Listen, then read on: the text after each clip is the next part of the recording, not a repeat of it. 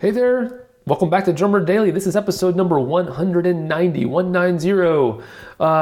real quick before we get started, I've got a bunch of free classes coming up, live classes that I teach, and like I mentioned, they're free. It's all about how to become a professional drummer. Even if you're not, you don't have to get lucky to become a professional drummer. Even if you don't know anyone in the music business and you're not like the greatest drummer in the world, I want to talk to you about how you can still make it happen.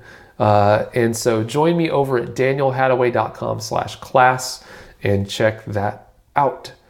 All right, so today I got an email from Braden, and he writes in and he says, what is the secret to playing with hundreds of different musicians and being able to flow with them to the point of excellence when you haven't had much time to play with them?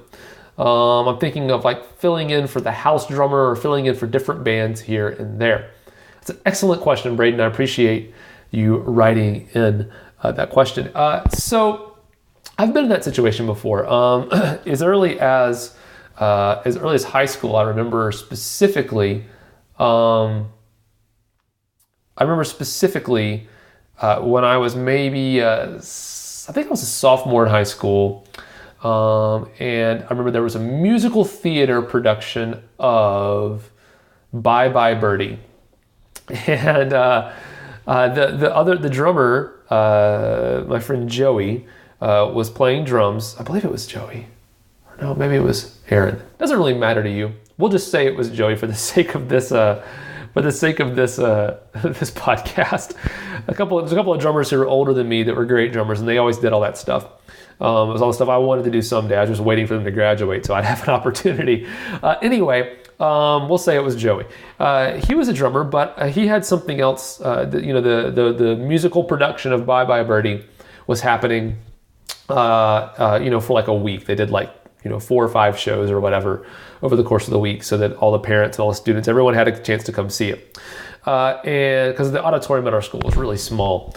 So anyway, Joey was the drummer for this musical, but there was one day or two, maybe 2 shows where he had to go out of town for a wedding or something with his family. There was for some reason he couldn't make it, and so he needed me to fill in for him. He asked me to fill in for him.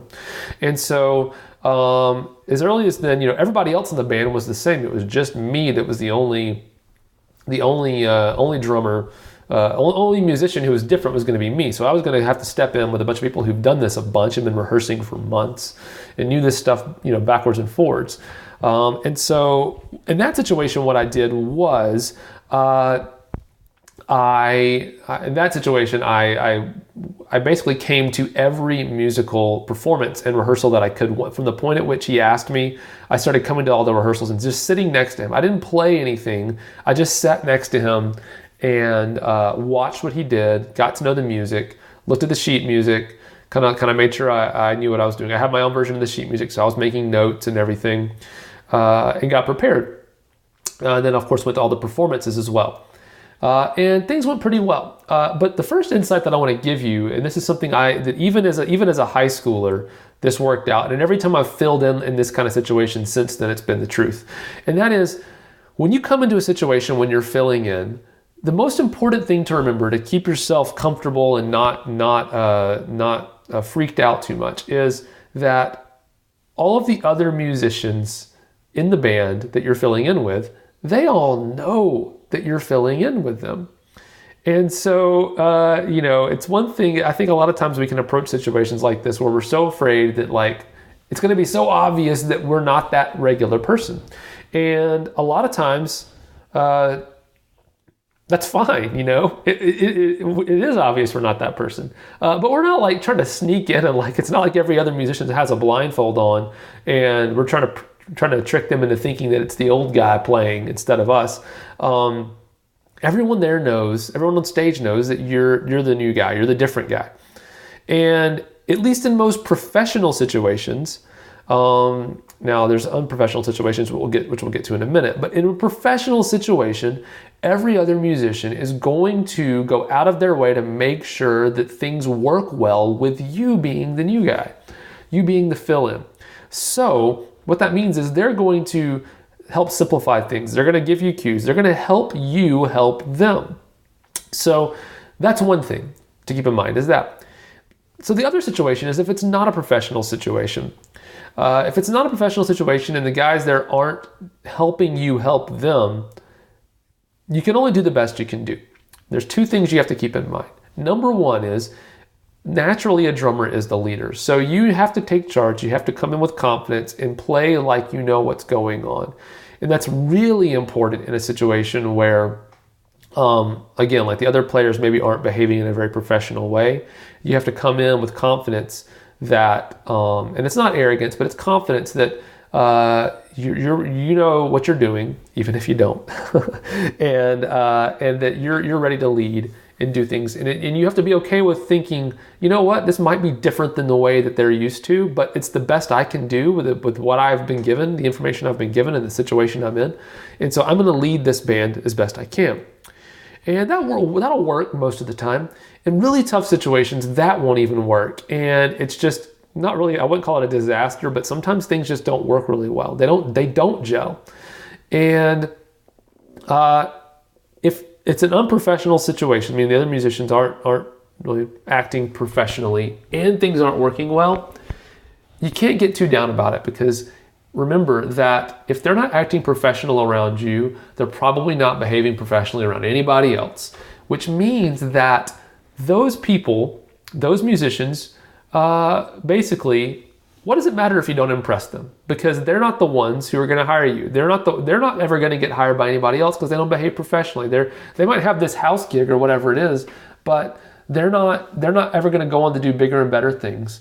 And the real professionals probably don't trust their opinion because they know that they don't behave very professionally. And so basically, if they don't like playing with you at a core level, and you are without a doubt sure that it's something to do with them and not you, just don't worry about it. But that's not going to happen most often. But I think what I want to make sure is that if you are ever filling in with somebody else, you always want to do your best to make sure that it seems like you're blending in well with them, but also that you're never going to be that other person. If you skip back a couple of episodes, I think it was episode 188, it's the one talking about being obsessed to find your drumming voice. I talk about this a little bit, but no matter how much you try to sound like someone else, you are going to fail to sound just like them. And the unique ways that you fail are what make you, you. So of course you want to try to blend in with other musicians, but you have to also know that you're never going to sound just like that other guy that you're filling in for. The other thing that I want to encourage you from a much more practical perspective is listen to as many different styles of music as possible. Get to be familiar with styles that maybe you don't even like. Learn to love music for music. I know that you can have certain styles you like more than others.